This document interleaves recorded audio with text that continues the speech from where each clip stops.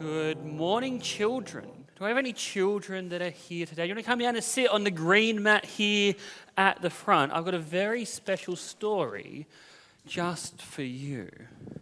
Coming down towards the green mat just over here. And if you look up on our table up here, what do you see? Churches. Now, who built a church last week?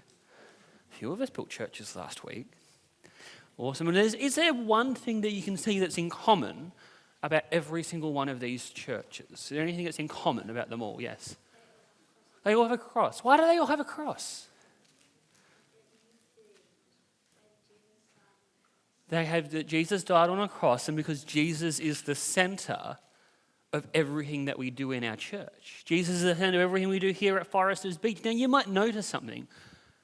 There's a cross on each of these. Is there a cross in our church? Yeah? No? I thought that was really interesting that we all identified that Jesus is the center of everything that we do. And I think that's an amazing thing that we all know that Jesus, we don't need to have a physical cross because we are such an amazing, warm community. We can experience Jesus in everything that we do. Now, my story today connects directly in with my sermon. So I want you to be listening, and adults as well, because the story that I'm reading today is referenced in my sermon. I'm not going to read it in my sermon. So this is a part of my sermon for the adults as well. Okay. Has anyone ever had their school lunch go missing? Yeah. Have you ever left your lunch at home? Yeah. I've left my lunch at home. How does it feel when you leave your lunch at home?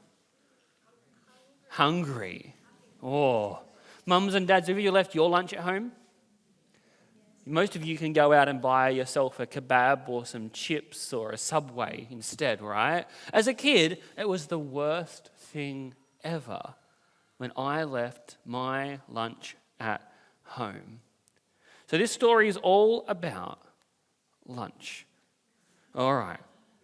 1 fish, 2 fish, 5 loaves, and this boy had lunch. Come on, Jesus said, let's take a break and leave the crowds behind. Let's laze about in the grass. Let's rest and relax and lie in the grass and unwind. This is a perfect Sabbath afternoon for me, having a nap. Surprise! Philip, said Jesus. It's our 5,000 friends. How many friends do you have? Do you have 5,000? No. Any mums or dads have 5,000 friends? No. 5,000 friends, that's a lot. Where will we find the food to feed them? 5,000 friends, cried Philip. We could work for weeks and weeks and years and never make the money to buy the bread to feed 5,000 friends. Meanwhile, as Philip checked the numbers, did anyone parents check the numbers first? Andrew felt a boink on his elbow. He looked down and there was a boy with, what did he have? 1 fish, 2 fish, how many loaves? 5 loaves and lunch. Son, laughed Andrew.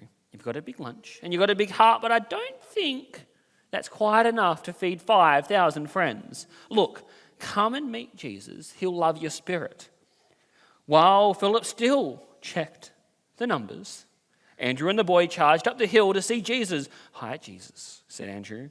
You're going to like this, lad. He offered us his 1 fish, his 2 fish, his 5 loaves for lunch. Everybody take a seat, cheered Jesus.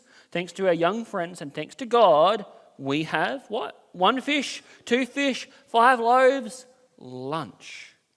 And Jesus gave 1 fish and 1 loaf and 2 fish and 2 loaves and 5 fish and 4 loaves and loaves and loaves and loaves and fish and fish and fish and loaves and fish unto all the people who had eaten their fill and were full. The disciples gathered up all the leftover bits of bread. Philip did the numbers, and how many baskets were left, boys and girls? 12. Then 5,000 people were all full with tight tummies and sleepy smiles. They stretched out on the grass and relaxed. What a festive feast, cried the crowd. We should catch Jesus and we should make him our king. if Jesus gave you a good meal, would you catch him and make him your king? They wanted to catch Jesus and make him their king, but Jesus had already climbed to the top of the mountain, left the crowd behind, and waved to the boy. Together, they'd made a 1 fish, 2 fish, 5 loaves lunch.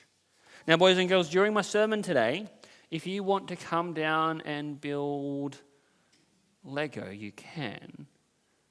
And I want you to build something for me. I want you to build your favorite miracle that Jesus has done. It's a complex one to do. I want you to build your favorite miracle or story about Jesus. During the next song, when you go back to your seats and think about your favorite miracle, and I want you to build your favorite miracle, because my sermon today is all about how Jesus makes something amazing out of something messy. All right, go back into your seats, boys and girls. Thank you so much.